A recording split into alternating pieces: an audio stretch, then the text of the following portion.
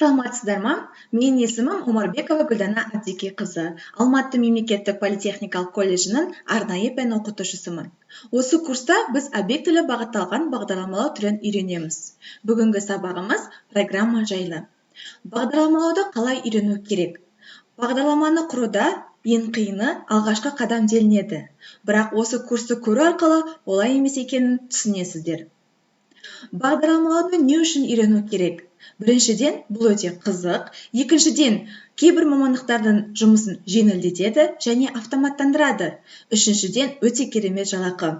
Яғни заманауи технологиямен жабдықталған кеңселерде жұмыс істеу. Осы курста бағдарламалау тілі ретінде C# тілін үйренеміз. Яғни қазіргі таңда C# IT саласында өте қарқынды дамып келе жатыр.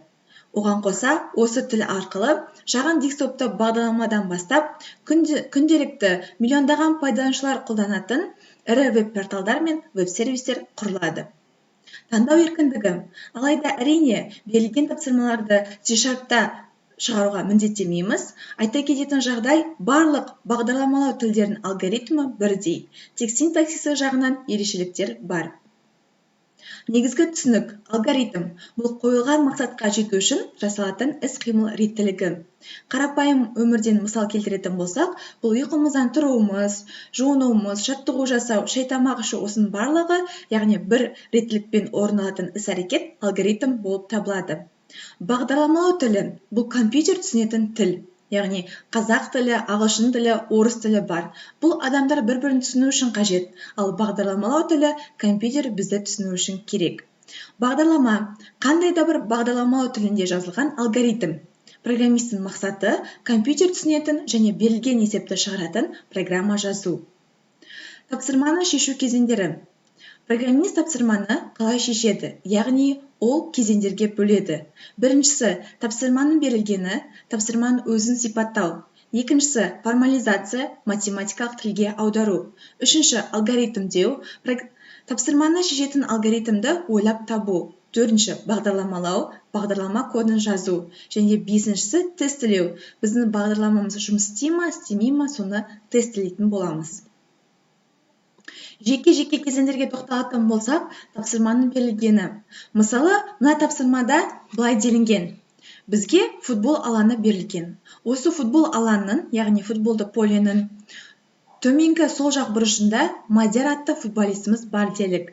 Оның мақсаты осы төменгі сол жақ бұрышынан футболды алаңның оң жақ жоғарғы бұрышына доп тебу. Және осы іс-әрекетте аз ғана ара қашықтықты сақтау. Формализация. Яғни формализация дегеніміз біздің алгоритмімізді математикалық тілге аудару. Бұл жерде көріп тұрғаныңыздай футболды алаң ол тік төрт бұрыш. А және Б мөлшерлері бізге салынған, белгілі. Енді мына төменгі сол жақ бұрышынан жоғарғы оң жақ бұрышына дейінгі ара қашықтық диагональ болып табылады. Келесі алгоритмдеу. Бұл дегеніміз жаңағыдай өзіміз математика пәнінен білеміз. Тік төртбұрыштың диагоналін табу үшін Пифагор теоремасын қолданамыз. Яғни S тең түбір асты А квадрат қосылған Б квадрат. Бағдарламалау. Бізге тапсырма берілді, математикалық тілге аудардық, оның қалай шығаратын жолын таптық формуласын, енді біз оны бағдарламаға енгіземіз. Бағдарлама тілінің ретінде біз C# таңдағанбыз, яғни C# бағдарламау тілінде жүзеге асыратын боламыз. Келесі соңғы кезең бұл тестілеу. Бұл жердегі біздің мақсатымыз берілген мәндерді программаға енгізу және де диагональдің ара қашықтығын есептеп экранға шығару. Сол арқылы біздің программамыз жұмыс істей ме, істемей ме тексеру, тестілеу. Бағдарламалау ортасы.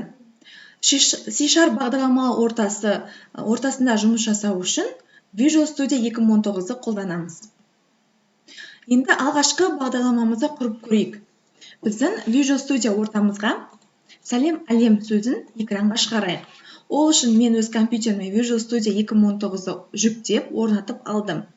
Бұл жерде программа құру үшін создание проекта, Және де біз қазір консольды приложениемен жұмыс жасаймыз. Консольда приложение NetFramework. Далее. Көріп тұрғаныңыздай имя проекта бізге беріліп тұр автоматты түрде Visual Studio. Біз ауыстырсақ болады, немесе қалдырсақ болады. Мен қалдырамын және рабочий столда сақтаймын. Создать. Қазір бізге Visual Studio жұмыс орнын ашып береді. Яғни мен қандай да команданы жазамын, ол бізге қара экран ретінде шығарып тестілейді.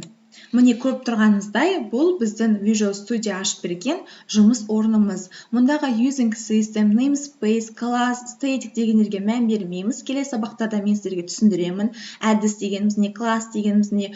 Бұл барлығы келесі сабақта өтетін тақырыптар. Сол себепті қазіргі таңда біздің мақсатымыз экранға сәлем әлем деген сөзді шығару.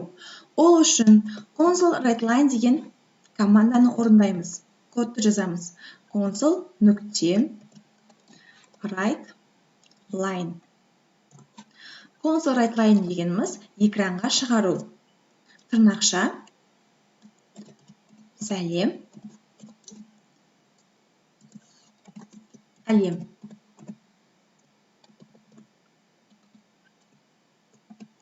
Енді тексеріске жіберейік.